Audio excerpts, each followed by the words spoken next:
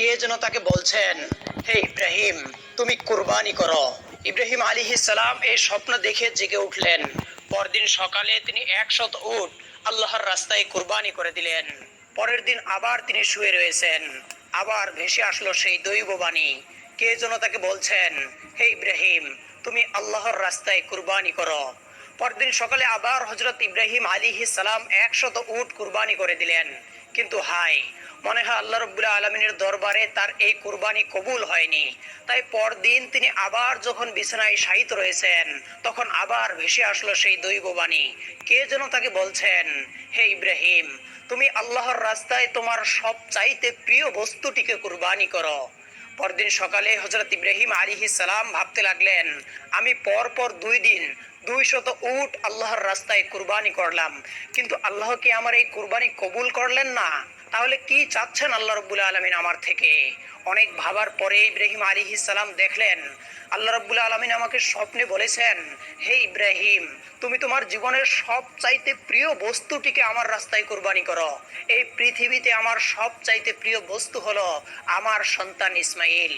হযরত ইব্রাহিম আলাইহিস সালামের বয়স যখন 86 বছর ছিল, তখন হযরত ইসমাইল আলাইহিস সালাম তার গৃহে পয়দা হয়েছিলেন। আর এই সন্তানটি ছিল ইব্রাহিম আলাইহিস সালামের সবচাইতে প্রাণের ও মহব্বতের সন্তান।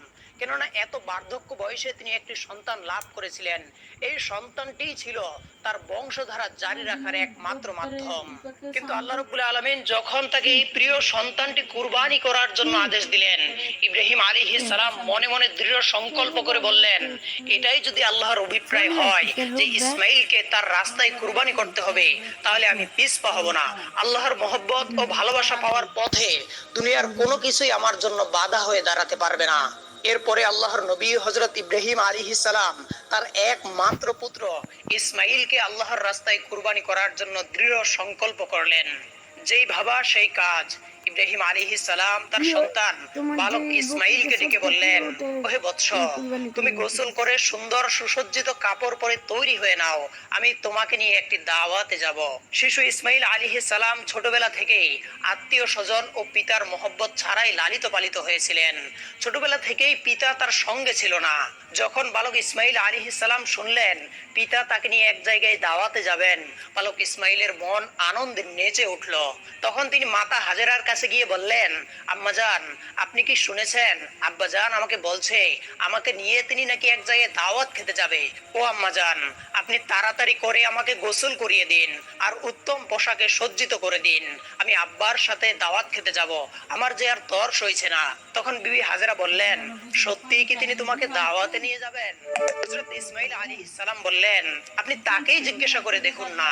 এরপরে বিবি হাজেরা আলাইহিস সালাম ইব্রাহিম আলাইহিস সালামকে জিজ্ঞাসা করলেন, ও আমার প্রাণের স্বামী, আমি শুনলাম আপনি নাকি ইসমাইলকে নিয়ে একটি দাওয়াতে যাবেন। ইব্রাহিম আলাইহিস সালাম বললেন, ও হাজরা, তুমি ঠিকই শুনেছ, ইসমাইলকে গোসল করিয়ে সুন্দর পোশাকে সুসজ্জিত করে দাও, আমি তাকে নিয়ে এক দাওয়াতে যাব। প্রিয় দর্শক, অনেকের মনে হতে পারে হযরত ইব্রাহিম আলাইহিস সালাম আল্লাহর নবী হয়ে বিবি হাজেরা ও ইসমাইল আলাইহিস সালামের সাথে একটি মিথ্যা কথা বলেছেন। কিন্তু মূলত জাতির পিতা ইব্রাহিম আলাইহিস সালাম তাদের সাথে মিথ্যা কথা বলেননি। গভীরভাবে যদি চিন্তা করা হয়, তাহলে ইব্রাহিম আলাইহিস সালামের এই কথাটি সঠিক ও বাস্তবসম্মত ছিল। কেননা তিনি তো ইসমাইল আলাইহিস সালামকে নিয়ে আল্লাহর একটি দাওয়াতেই যাচ্ছিলেন। এরপরে বিবি হাজেরা আলাইহিস সালাম বালক ইসমাইলকে উত্তম রূপে গোসল করিয়ে সুন্দর পোশাকে সুসজ্জিত করে দিলেন। অতঃপর তাকে স্বামীর হাতে তুলে দেওয়ার পূর্বে বললেন, ও আমার প্রাণের স্বামী, ইসমাইলকে আমি ছোট থেকে এই পর্যন্ত লালন পালন করেছি, কিন্তু এর মধ্যে আমি তাকে একটি বারের জন্য আমার দৃষ্টির আড়াল করিনি।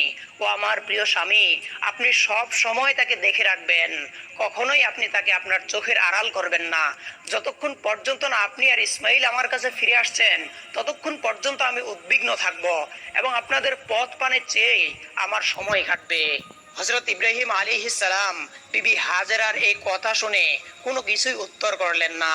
তার হৃদয়ের মধ্যে এক তুফান বয়ে যাচ্ছিল। তিনি মুখ ফুটে কোনো কথা বিবি হাজেরাকে বলতে পারছিলেন না।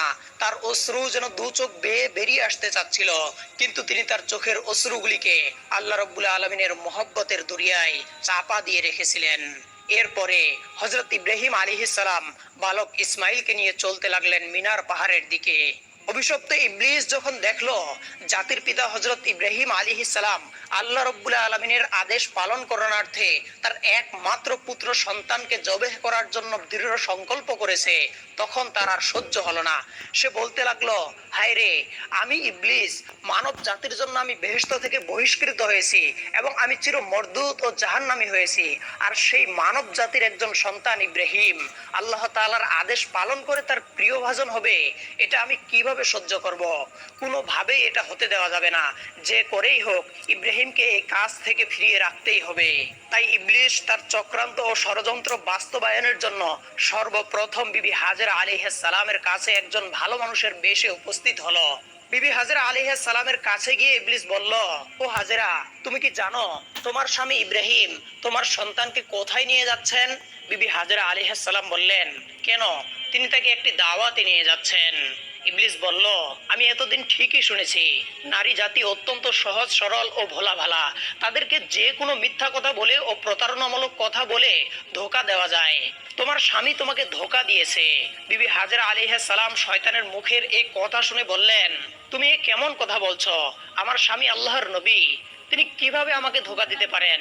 আমি তোমার কথা বিশ্বাস করি না। আর সত্যি করে বলো